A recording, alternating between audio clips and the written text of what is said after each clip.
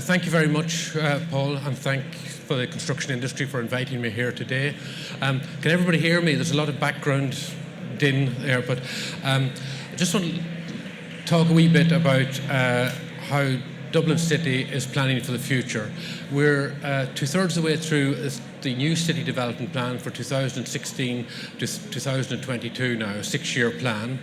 The first stage consultation has just completed, and the second stage consultation will be going out on the 21st of June. So all of you who are interested in making some comments on the amendments to the development plan, keep an eye out for the 4 weeks from the 1st of June.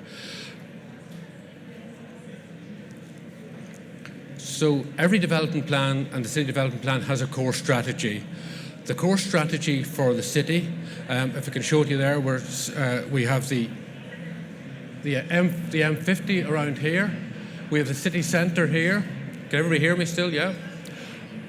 Around the city centre, the core strategy is to extend the city centre east and west towards the Docklands, towards Phibsborough, Grange Gorman, the new DIT campus, towards Houston, St James. You probably had a presentation this morning on the new Children's Hospital, and the digital hub area. So those are the key areas around the city centre.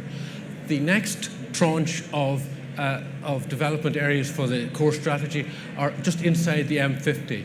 We have Clongriffin, Belmain, the North Fringe, Ballymun, Ashton, Pellestown, which is nearing completion, the Park West, Cherry Orchard area, Naas Road area. The other aspect of the core strategy is the connectivity. This is the most connected part of the state. Major transport proposals, including the Lewis connection across the city now. So you can see there, all of the key developing areas are linked by good public transport, or will be in the future. The other key aspect of the core strategy for the city development plan are the green corridors. If we're promoting quality density in the city, we need to complement that by green space, green corridors, and sustainable green infrastructure.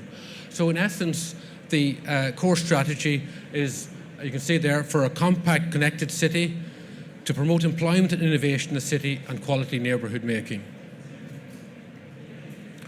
Just a wee bit of background to the development plan.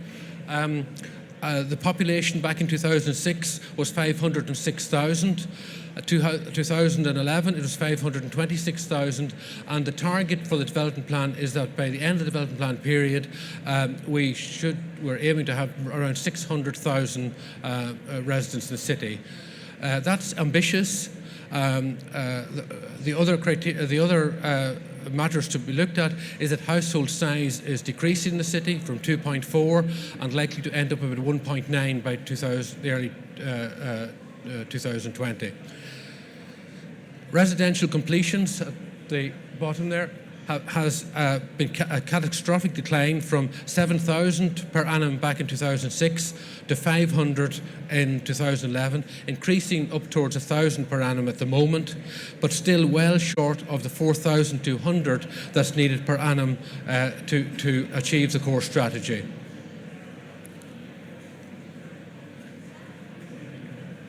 Another, just a bit of background to making the development plan, is that the tenureship of housing is changed. Not only are households getting smaller, but the percentage, say, of private rental has increased from 19% back in 2006. Oh, sorry. Sorry, I need to go. 19,000, oh, sorry again.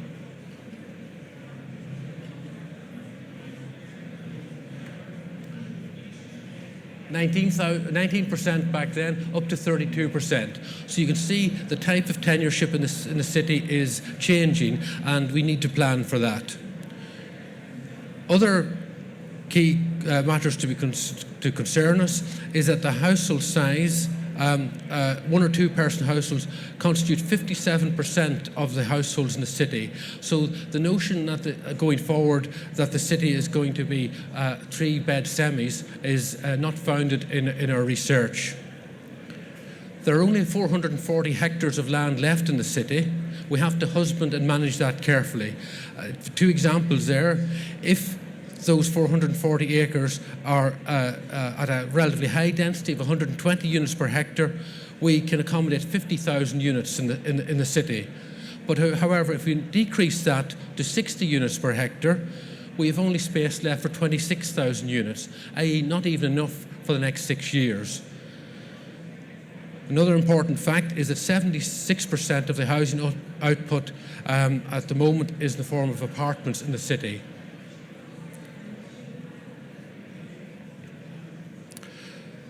So turning now to the importance of quality housing.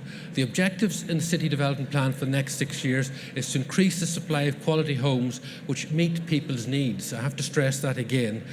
To provide homes with long life, adaptable through the life stages of people, with quality internal and external space.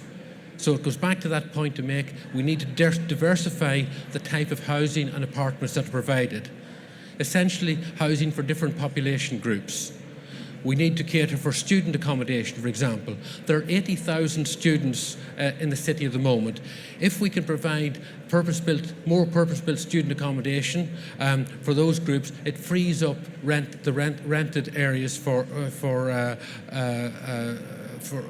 other cohorts of the population. We need to look at refurbishment of vacant upper floors in the city. We calculate that there are probably 3,000 units worth of upper floors in places like Capel Street, Thomas Street, Ainger Street, which could accommodate extra population. There is a Live in City initiative with tax incentives in operation since May last year. However, as you may have seen in the paper yesterday, the uptake is very poor, and I believe Minister Noonan is looking at reviewing that tax incentive. We need to cater for older people. As we go forward, older people make up a higher and higher percentage of the population. We're not looking at nursing homes, but at assisted living, probably with concierge for people as they grow older. We're looking at managed private rental accommodation. This is accommodation provided in long term by professional companies who are looking for a steady income rather than what we may be used to in Ireland. We need to diversify to use approved housing bodies rather than just a city council, therefore creating a stereotype of the type of housing that's provided for public housing.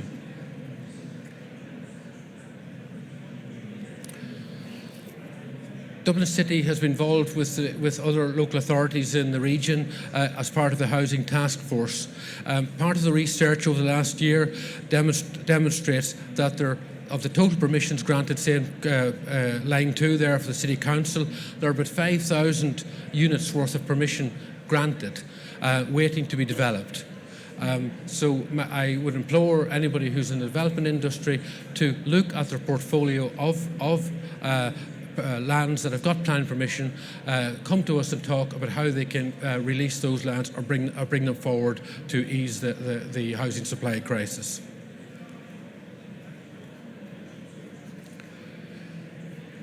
Of course, to make a sustainable city, we need an economy that supports the region, the country, and is of international importance. There are 350,000 people employed in the city. Again, employment needs to be diversified from just thinking of pure office development. Student accommodation is part of the economy. There are 3,500 bed spaces under construction. The nightlife, the cafe, the food sector is an important part of the hospitality sector and the tourism sector. Craft distilleries, visitor centres are growing. For instance, the Teelings in Newmarket, we would hope will give life to that part of town. Cruise tourism is growing, as is the amount of permissions granted for hotel bedrooms in the city, 2,400 in the pipeline at the moment. I know that there's a backlog in the amount of hotels being provided, but there's a concern that we would have that by the year 2020 we may have an oversupply of hotels.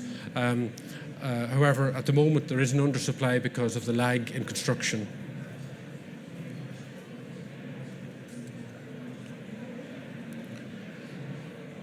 The other point about making a sustainable city as we go forward is to integrate movement and transport into the city. We're working with the National Transport Authority to improve the environment for pedestrians and cyclists. You can see an example of that will be in College Green, which is part of the development plan future for the city. The Lewis Cross City is being constructed at the moment. The Phoenix Park Tunnel is opening soon, and there is also a policy to look at a more flexible approach to parking, so that where you have apartments close to good public transport, you can have reduced car parking needs. With regard to the structure of our city going forward, there's a lot of debate in the development plan and with our councillors about the height of buildings in the city. Low-rise in the current development plan is defined as a height up to 28 metres, which is 7-storey commercial, and has been amended by our councillors to 24-metre residential. Outside the canals, though, it is up to 16 metres, which is only 4-storey. Many people will comment that 4-storey as a general low-rise height in the majority of the city is rather too low. For instance, if you places like Rathmines, the swimming pool site there, would not be allowed now under that policy. To achieve sustainable densities in the city, we need to be providing 60 units per hectare to support the variety of social and physical infrastructures need, e.g. buses, corner shops, schools, etc. And that's what the policies in the development plan seek to achieve. Just as a part of the development plan, we have carried out a survey of the vacant lands in the city. There are 65 hectares of vacant land in the inner city between the canals. We need to bring forward policies, and we are bringing forward policies complemented by the vacant land, vacant sites levy, to expedite the release of those lands for much needed housing. This slide simply shows the strategic development areas. Do you remember the first slide we showed the core strategy? If you translate these into the SDRAs, there are 17 of them in the city. You can see them, they roughly follow slide 1. So they were areas like North Fringe, Ballymun, Pellestown, the Docklands area here, and the area around the Digital Hub and St James Hospital, and also Cherry Orchard. So these are our major growth areas for the future. For each of those, we have a set of key principles to guide the developers in the future. Just go through a couple of examples of those SDRAs. The first one would be Grange Gorman, which is Grange Gorman. It's a 30-hectare area. There's a new campus being provided there at the moment in accordance with the strategic development zone to provide for 20,000 students over the next few years.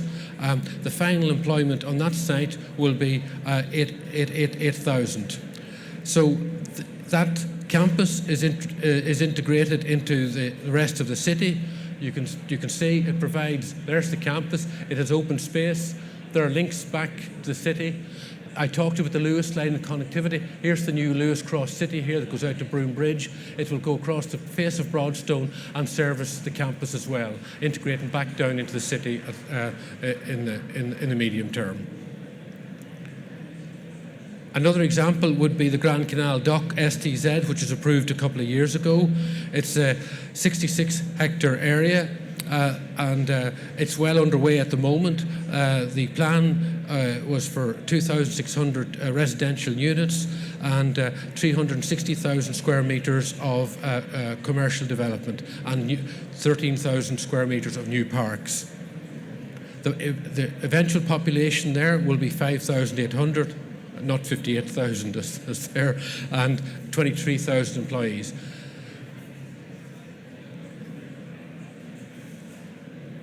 The way the SDZ for the Docklands is set up is that city blocks have been set out, which gives certainty to developers and certainty to local residents' communities as to what is expected by way of mix in each of the 20 city blocks. So they will vary between 30 and 70% residential and commercial. And open space. To date, over 80% of the sites of the city blocks have been subject of either pre-application discussions or actual planning permissions. One example would be sorry. One example would be Boland's Mills, which has granted permission recently, and the mills are being demolished at the moment. That will provide for both residential and commercial occupation, and will be a flagship for the SDZ.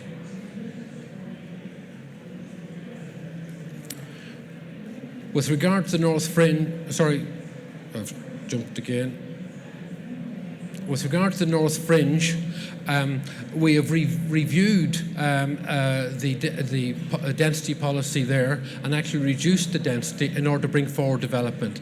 When the local plan was produced a few years ago, the density was about 60, 70, 80. We've reduced that now to a range of 50, 60, 70 in order to kickstart development. But as things pick up, the density will increase again and retain the area as being viable. You can see the importance there again, how you translate from the core strategy down to local level, where you have the green space, the Father Collins Park, the green linkages, there, the train station. So all of the elements that are in the core strategy cadence move down and are applied in each of the developing areas. The other SDZ that has recently been approved by the Minister is that of Poolbeg West. You can see it here. It's those of you who know it, there's the old glass bottle site here and the Portlands here.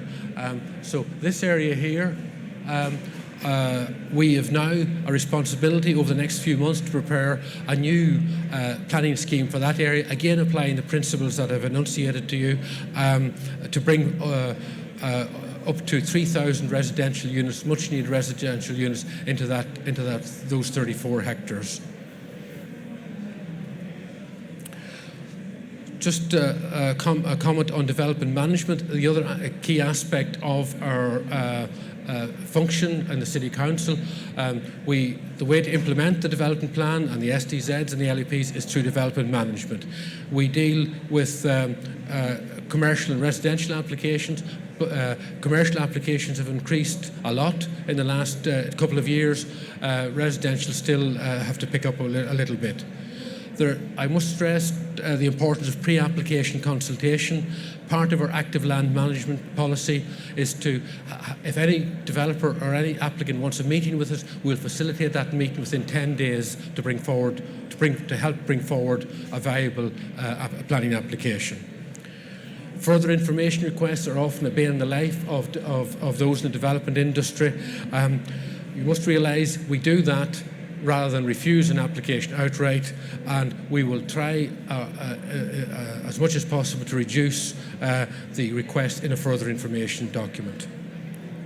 And compliances, which are the conditions attached to an application, we now have an objective to deal with those within 2 months. So just some conclusions, just to remind you, the new draft development plan is in a second public display from the 21st of June for 4 weeks. So if you need to make, or if you feel you need to make comments on it, do so. This is your opportunity.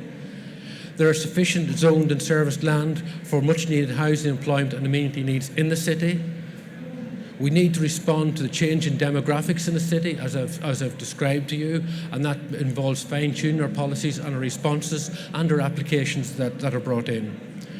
We must make the best use of our urban land in the interest of sustainability, in the interest of climate change and avoiding urban sprawl beyond the M50. To achieve all of that, we must all, both the City Council, all other stakeholders and you in the development industry, involve ourselves in what would be called active land management. Thanks very much. That's it.